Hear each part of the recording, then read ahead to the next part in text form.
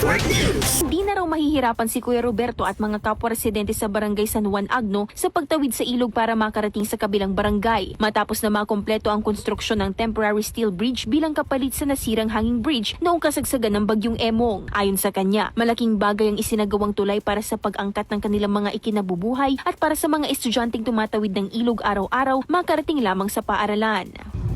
Nandito tayo sa bahagi ng dating San Juan Hanging Bridge dito sa may Agno, Pangasinan na nasira noong bagyong Emong taong 2025. Binisita ito ni DPWH Secretary Vince Dizon noong March 2026. Ang nasabing tulay ay kinukonekta ang barangay ng Bangad Oda at barangay San Juan. Ganito, para medyo paano naman yung problema ng tao. Lalo na yung mga mag-aaral, hirap na hirap. Kaya sa makatuwid ito, malaking pasalamat namin nagawa yan.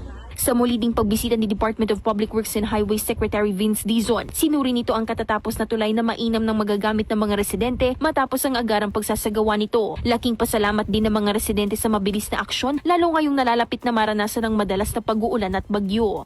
Ginawa natin ito, matibay na, maayos na, pero gagawa pa tayo next year ng isa pang mas magapad na tulay para pati tricycle at mga four-wheel vehicle na maliliit pwede na rin dumaan.